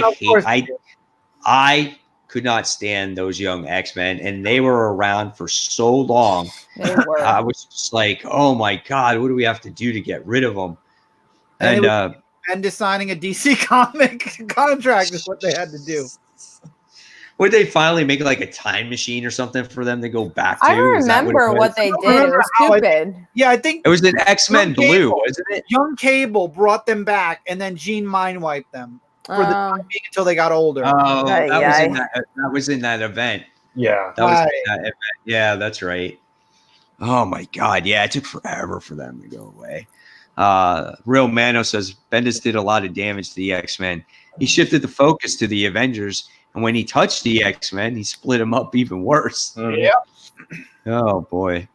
I feel like he brought more controversy to the X-Men than good attention. If you all know what I'm talking about, Iceman. Yeah, people got bored with the X-Men. People couldn't stand them. They were all looking back at the 90s and how the X-Men exploded and how popular they were. So Marvel goes out there and says, well, why don't we just make it like it was before and make X-Men Gold and X-Men Blue? And that whole thing totally backfired on them. Yeah. Because after so many issues, it was like they didn't know where to go with them. They didn't have a real storyline, So bad. Yeah. And then you had the train wreck that was what was that last big one with X-Man? Which one?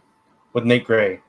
Oh, I don't even remember what it was called. Yeah, I don't remember what it was called either. I don't remember either. I don't know if I even finished it. I probably did. I don't really think I did remember either, what yeah. I don't remember what it was called, but it was like the last event. Yeah. Whatever it was. I really don't remember. Wow, I can't believe I can't remember it. That's how funny. bad it was. Age of X-Men. There you yeah. go. Tell me about it. I would never remember that. I love DNGN. Bendis' MO. Care about a book for 2 trades, then move on to something else every single time. Yeah. Let's hope that that's true for Superman because he's in the second trade for it right now. Right. I feel like there should be more trades than that at this point. So Brant, what was number 1 for you? Powers of X, Powers of 10, whatever you would call it. But yeah, that. Powers of X, Powers of 10. You could call either one. It doesn't matter. Kat, that had to be your number 1 too. Yeah, that was my number 1 as well. It won't be Michael, so it's okay. It won't be Michael, so Michael's is Sonic. Punisher. No. I'm just taking a guess. Marvel Action Spider-Man. Okay. Oh, that's right. That's right. You talked about it. That's right. Yes, we talked about it. Nice. All right. So there are our top 5 books of the week, and there's all the big books that we're talking about. I'm going to pass it on to Chris. Mr. Fowler now. Hey.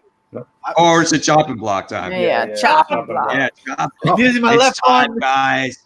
I'm using my left arm this week to chop. Yeah. So Don't destroy your arm. So Superman is getting ever so closer to the chop block, but not yet for me. It's like right there. It's like my hand is almost touching it. I feel like you're the only one who hasn't. So Yeah. I'm getting closer. I mean, now the artwork sucks with the writing. I mean, it not gonna Getting take there. much more. So we're gonna go now to Brant. What are you chopping? Are you chopping? Are you? And what is it if you are? It's possible with Cobra Kai just because of what the reason I mentioned before. There's so many other books that I don't know if that's going to make my priority list to read. It wasn't that it was bad though. Chop. It's like almost. Yeah, it's a soft chop. It's just a Soft. little chop. You're Little just chop. bending Baby the chop. comic. You're not chopping it in half yet. Kat, do you have a chop? I got 2. Two One I chopped. chopped. Yeah, I didn't finish the book and I already chopped it. It was Ghost in LA. Read halfway through and I'm like, I really don't like the main character, so I'm stopping to read that. And then Harley and Joker, Criminal Sanity, because didn't quite like Good it. art didn't save it, huh? Yeah, definitely not. Didn't give me enough for issue 2. Understood. Well, Mike? Tevia, I want to just mention to Tevia, if you chop Superman, that means you're not reading it anymore. So Yeah, so Tevye, if you're saying chop it, you can't talk about it ever again. yeah, because it's gone. It's chopped. That's the whole point of Chop Block. You never hear about that book ever again. It's Well, the book that you're thinking about dropping. That's what it is. I don't think it's that you'll never hear about it again. I never want to hear Superman's never- name ever on this At least podcast until the again. Yeah, that's not never At gonna least happen. until the team changes. No, Tevye can't talk about it at least until the team changes then, if he chops it. At least till the team changes. Mike? Oh, you know what? I read Miles Morales, Absolute Carnage this week. Oh, God, And I'm there's so sorry for you. That was still my second book, and I hated it. Another issue of that coming Oh, out. God. And it's garbage. I'm sorry, but it's so bad. It's not another. It's not. It's 3 issues. Yes. No, it's No. 4. It's Yeah. to be Four? continued. Yeah. How does Miles Morales, out of every character on the freaking planet, can fight the influence of Null and take the symbiote off of him, then grab the symbiote and make make himself him his power, own symbiote? That's bullshit. I hated that. I was so angry. You know what I did with that book? I actually took out a page of that book because they had an advertisement for the Black Cat, the wedding issue annual, and I put it out on my board. I'm like, I'm taking this out and I'm hanging it out back here. I took it from that issue because I don't care about that book. That book is a mess. I don't care if I have every Absolute Carnage series in full and I just missed that last one. I don't care because that book was that bad this week. Mike, this is the last issue. It's to be continued in Absolute Carnage. Oh, it just said, see, then it shows you how dumb that they are. Because it just says to be continued. Because I was about to say, are you sure? Because this was supposed to be a 3-parter, and it is a 3-parter. It's to be continued in Absolute Carnage. I'll say the one thing I did like was there was continuity with Miles' shoe game between Miles Morales and Absolute Carnage Miles Morales. Yeah. That's the one saving shoes. grace. Yeah, the shoes. The shoes. I'm like, are you freaking kidding me? They're touching on the stupid shoes. I'm like, that is freaking dumb. But they're fire, Mike. Those shoes are fire. And the art is so bad. It's like I could have drawn that version of a symbiote. It was like just a bunch of scribble with like freaking sunglasses on it. Yeah. Now, answering Real Matters is I'm reading Amazing Spider-Man and Miles. I've skipped Carnage stuff. Glad I did. Absolute Carnage is going main series. really great. Yeah. It's the Miles miniseries that's connected to Absolute Carnage that is absolute crap. Most of the miniseries I think aren't that great. But I don't think I've only even the Hulk one I enjoyed wasn't that great. yeah, Other than the Miles Morales one being bad, every other miniseries, except in my opinion, Separation Anxiety's one shot was middle ground. That was good. I like that book. Yeah. The Venom storyline actually goes really good with the Absolute Carnage because Donny Cates writes that too, so you know that's going to tie in really well with that. The main series is really good too. The actual main event. Yeah, right. Solid. So, but also, I guess to mention, if you're reading Miles and Spider-Man, you don't need to read Absolute Carnage. It's Yeah, no, it's separate. Yeah, and don't really read Miles Morales either because that book is pretty not bad. good either. That book's another book that hit the chopping block early. I like it a little bit better, but yeah, it's not the top 5 material. I never read event spin-offs. Yeah. I understand, but at the same time, you're missing out in some events. You're missing out. I would also say it depends if you like the character. Like, I'm not the type of person that I'm gonna pick up every single tie-in unless it's like a Spider-Man book, because I like Spider-Man, so I'm gonna like the tie-ins because they're all Spider related. That's the only time I'll pick up at least the first issue. I'd say. I mean, Blackest Night, I picked up everything. Oh, it did. Yeah. That's a hard one to skip. I got all the reads twice over. I even have 2 trades of that. I have a soft trade and a hardcover trade.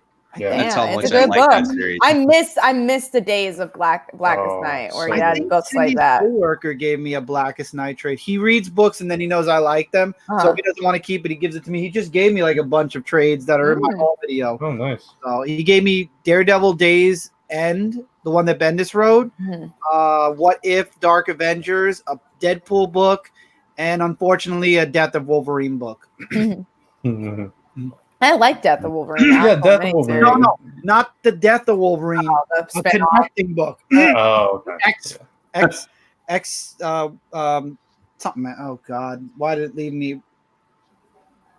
Like, how can we remember all of them? Oh my God, why can't I remember it now? Weapon X. Oh yeah, that was bad. Yeah, no, It that was bad, horrible. Yeah. So out of the 4 or 5 books, it was a good 3. Is that all the chopping? I think the Michael. Are you gonna chop anything this week? Yes, and I think I think it's about time I chop this book. And I'm saying this for real this time. It's Mutant Ninja Turtles Urban Legends. Well, I would like to mention that the world chopped that book back in the 1990s. I'm like, first of all, you have Mikey, who is writing a novel now because he's busy doing all that. And then you have Raphael, who's going back to being the Shredder. And then Leo is saying that, there's nothing in the sewers. And then Splinter's like saying, but you're missing one. That is Leatherhead, with all this other stuff. So then, of course, Leonardo goes to the sewer. He finds Leatherhead. But then he has his brothers, which are like the Ninja Turtles, saying, you don't have your Ninja Turtles. No. Chop it, done. No, I can't. No, He did. That's because he did. I've been trying to. I can't. Dropping this book since issue 2 or 3. Oh man, yeah, you should have dropped this one a while ago. But we're glad you had someone on chopping block this week, Mike. Yeah. He admitted he has a problem. He does. Can't be no more. And Real Manos chopped Justice League. Well, Manos, I understand that. I definitely support that, but I had a feeling when we started this Justice League run with issue number 1 that this was going to be like the main point of the series until we got through Year of the Villain, and then they were going to probably end the series completely and renumber it and restart it. Yeah, probably. I mean, it looks like they're doing some big event that has something to do with the DC universe. I don't know. I'm not following it. But it looks like they do have a lot of plans after the Year of the Villain, connected to the Year of Villain. I'll be connected to Metal as well. So they just can't let Metal go. And I feel real bad for them because Metal did not bring them in a lot. They gave them the Batman Who Laughs. We got That we kind of cringe on. Mike Manhattan. I thought you guys were going to actually chop the books you hate in half with a knife on screen. Kind of disappointing. Look, we like being, not R-rated or violent. Real R-rated. Halloween. I don't know about R-rated, but we're not violent, so we're not going to sit here and destroy books. 'Tis the month of Halloween. Yeah. Well, Okay, Mike, go ahead and cut your book in half. Mike said he pulled a page out of his. I pulled a he page did out pull of a page out of his. He pulled the soul of the book out. There you go. So I pulled it There out you go. because I pulled the one good thing out of that book, and that was that advertisement. So and I wanted to save that. Manos, I'm gonna say this right now. I would go back and read previous wherever you stop. It's only a year. It's literally only about 10 or 11 issues. Go back, get it digitally, read it, because everything's culminating to 100. You start with 101, you're going to miss out on everything that led to 100, and it might have ramifications into 101. My opinion, you don't have to listen to me. I've been reading TMNT since issue 1, and everything has a ramification that is felt later on in the book. So in skipping issue 90 to 100, you're missing 10 issues of story that might play out later. Or I thought you were trying to tell him to go. No, you got to read all 100 issues. No, I'm saying read all 100 issues right now. Yeah, read all 100. Get the train. You're not a true fan if you don't read all 100. You're not a fan. You don't know what you're talking about. I've noticed in reading 90 plus issues, everything that happens in the book is referenced later on again. So real Manos is gonna read all 100. Don't worry, he just said that. Well, I'll tell you this right now, Manos. You missed out on a key issue with the introduction of Jenica as the 5th turtle. So that's one humongous thing that happened before issue 100. Way to spoil it for him. It's just old news for weeks. I'm sorry. Well, he hasn't read it, and you just told him to read it. Maybe he didn't see that episode. I'm pretty sure maybe he missed it. Well, if he missed it, shame. I don't know what to say.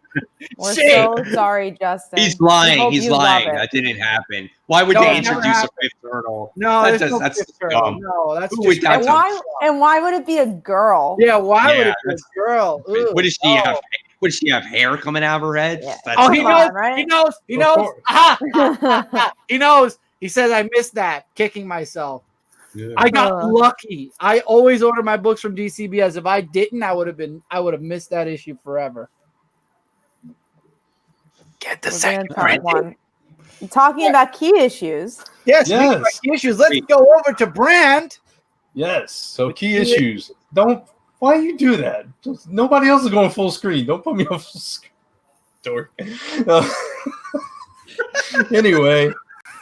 All right, so we got some interesting issues coming out tomorrow. So let's start with Captain Marvel. Captain Marvel number 11.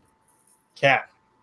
What do you think about this one? I mean, I'm just excited for Evil Captain Marvel. Yes. I don't give a shit about anything else going on. Just give me Evil Captain Marvel. That's the interesting thing. It's evil. We don't give a crap about anything else. Give us some evil. New direction for it. I like being in all seriousness. I'm not really enjoying the Star thing as much. So I do think that's gonna be a really cool arc though for what's coming up. No, I agree. That's the part that I'm looking forward to as well. Mm-hmm. All right, Michael. I know you're looking forward to Grim Tales of Terror Halloween special. Yes, I am actually looking forward to that because every Halloween from Zenoscope, I read the Halloween special, and it's really awesome. Though I'm really looking forward to seeing how the story is going to be for that one and what it's going to be about. Cool. I almost clicked that, but somebody else did ahead of me. So. Sorry, it wasn't me this time. Yeah, there was Grant. There was also that one, the other book that I marked down.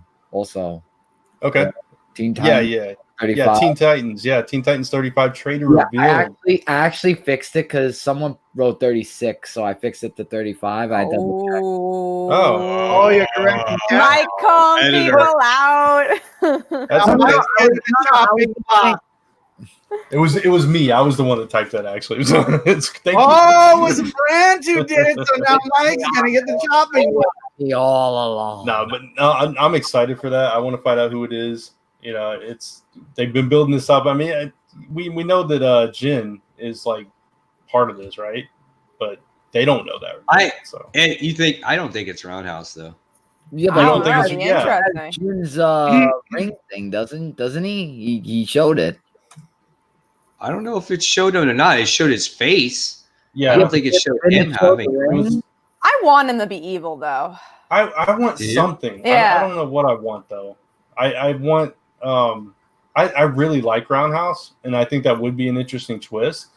But you know, he's talking to Jin and stuff, and I don't know. I think it might be more than one person, or it might be somebody. Maybe it's Jin herself. Yeah, well, it could not be. gonna be Wally because of the whole Deathstroke thing that happened. Right. It's not him. No, I'm saying that's why I'm saying I know it's not him. Yeah, I just want it to be Roundhouse. That's it. Yeah. I just feel like no, but in all honesty, like when I saw that cliffhanger, I'm like, whoa, I'm interested now. That's true. Yeah. Didn't Red Arrow Amiko have a little bit of beef with? It's not her either. It's not gonna be her. I think that's too obvious. Yeah, exactly. She'd be the prime suspect. Yeah. Yeah. So I mean, it kind of has to be one of those two, right? Or I can't see it being Crush. Yeah. I don't think it could be Jin herself, maybe manipulating Roundhouse. Yeah, right. I think it should be just because she's in that love triangle too, so she'll affect more people because then she's affecting Roundhouse, she's affecting Damian, and she's affecting Crush, and I'm sure Wally and Amiko as well, but those especially, they're gonna care a lot. Exactly. That would make sense. Yeah. So who's excited for Spider-Man #2? Not me. Don't kill off Mary Jane again. I am because she's going to be brought back to life. That's right. Just to be killed again. Yeah, just to die again. Actually, just to stuff her into a real refrigerator. Like, no, we didn't do this correctly last time. In a capsule. Yeah, she's Mr. Freeze's wife. That's funny enough. There you go. This issue we never talked about on the show, so no one actually knows our opinion on Spider-Man issue. Oh, we did? No, Wow, we didn't do a show that week, and everyone was really disappointed. I really like the stuff with Benji. I like him waking up and being on the ceiling and Aunt May like, yeah, we gotta talk. It's like, here we go. How's Aunt May not dead? Okay. That's a good question. She's gonna die. I think she's gonna die. She's immortal. She's like 150 years old in this book, but no, Mary Jane's gotta be killed off. I think Aunt May's made some deals with Mephisto. Oh yeah, for sure. If anything happens, you can live forever, but you have to live 150. Let me live forever. You can live forever, but you always have to take care of a teenage boy with spider powers. Yeah, exactly. You got to marry all these weird old dudes and it's crazy life. You might become rich. Yeah, Peter with a hook and Rick Grimes beard and long hair. And Mike, you're excited for this book. You're excited for Japan? I want to see him web swing with the hook. I want to see how Oh my god! And then I want to see if his son takes over, the mantle. Oh man, I mean that's gonna happen. I'm interested in it. But the thing is, like, all right, they're really copying Spider-Girl at this point because you got this child, and I forgot about the hook hand. Peter didn't have a leg in Spider-Girl, so they're just stealing everything. Anyways, sorry. And yes, she's very bitter. She's very bitter, everybody. I don't miss Spider-Girl. It's fine. It's cool. It wasn't enough that she was in Spider-Verse. No, it really wasn't. She has to have her own series. Yeah, and not have this Spider-Man copy her at all. Yeah, I don't think next he's gonna do is play basketball. Don't worry, it's the next issue. I don't think anybody heard what you said, Chris. The J.J. Abrams Spider-Man, because Manos asked. Oh yeah, not in continuity. It's its own. Yeah. No, we got fun with this one, so don't worry. Yeah. All right, they just promoted it like she was gonna be a big deal. So Mary Jane's catching up with Lois and Joker as far as getting killed and all that. He's getting there. Like I wouldn't know what this new enemy does with Mary Jane in that tube. Like, what does he do? Does he just stare at her all day, sitting on his chair, and just be like, "Ha ha ha! I have you, Mary Jane. You are my prized possession. I've kept you for the past 20 years. Have done nothing ever since. But look at you with my creepy eyes." Maybe he's gonna turn her. He's gonna come out a villain. Oh my god. That I you know what? I just can't wait. The reason I'm excited for this book is to see the train wreck. I want to see where how this burns. Yeah. Speaking of train wrecks, Flash Forward #2. Oh, Ooh, yeah. God. When I saw that, I'm like, gee, you want to talk about a train wreck? Yeah. I forgot about. I mean, it's a big book, man. I mean, it is a big book. Yeah, and we want to talk about it. But I don't have any emotional connection to this book. After we got that debacle of Heroes in Crisis, I'm sorry, Flash Forward does not give me any hope. The one thing I'll say about Flash Forward is that I still want to see where it goes because, like, Wally's still important to the DC universe. So I'm hoping, like, maybe you never know. But if it's continuing what issue 1 did, this might be on the chopping block very soon. Unless Sideways finally shows up, I'm good. That's all I care about at this point. What do you care about? Sideways showing up. I want Sideways to show up in this book. Oh, that'd be cool. Yeah. Bring back Sideways. Yeah. God dang, man. Like, again, I said this when that book came out. I think there's an echo. Yeah, is there? a little bit. When this first issue came out and they took him right away out of jail and didn't even have anything to do with his Earth and puts him on this galactic trip to the different Earths and meet this different Superman, I was like, okay, this is not where I want this to go whatsoever. Exactly. You know, and so it just it doesn't get me excited. I actually forgot about this book, to tell you the truth. Yeah, no, I think we're all on the same page with that. So, tying into our topic, X-Men #1 is coming out, so that's going to be interesting to see where it goes from House of X, Powers of X to that. Yeah, I mean, I'm excited for it. I'm excited too. I am more excited for obviously the Kitty book, but I am really interested to see how this will top Powers of X and House of X. This it does. My number. Oh, I'm sorry, go ahead, Brent. No, I just said if it does. I was just gonna say that this is the main book of the X-Men, so I'm most excited for this book. Obviously, I'm excited for the other books connected, but this is the main one, and I'm hoping this time around with the X-Men all united and Charles Xavier a little cuckoo for Cocoa Puffs anyway, it's still good. Yeah, this will be interesting. Oh, sorry, Brent. No, go ahead. I was gonna say this will be interesting because it's like for years and years you've always seen the X books with your bad mutants, right? Magneto, Apocalypse, the Hellfire Club. Like you've seen all these different characters. Now that they're all united, what are they going to go against? You know what I'm saying? Themselves, for sure. And I think who's going to turn first? That's the question. That's my question is who's going to be the rebel? Because like I said before, this, the X-Men can't stay this way.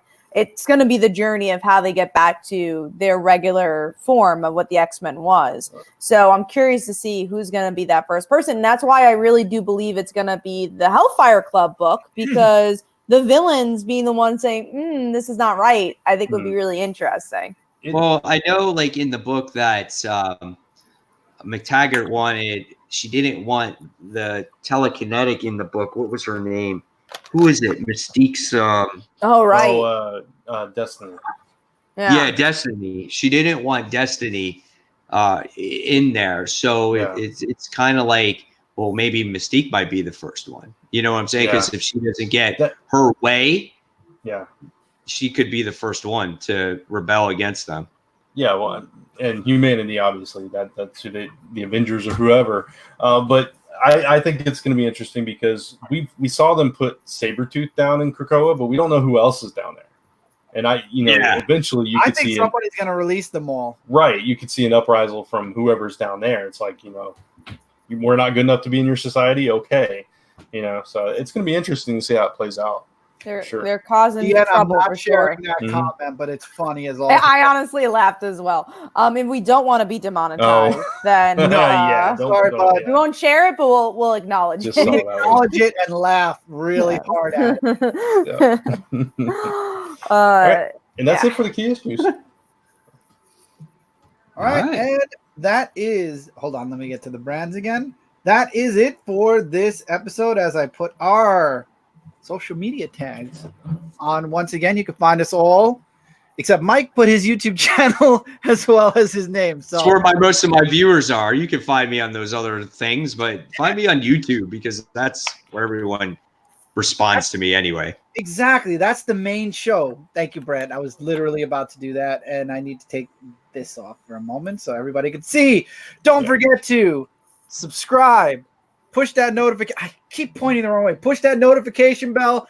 Like the video, follows Comic Frontline on all social media. Does anybody have any news they'd like to drop for this week?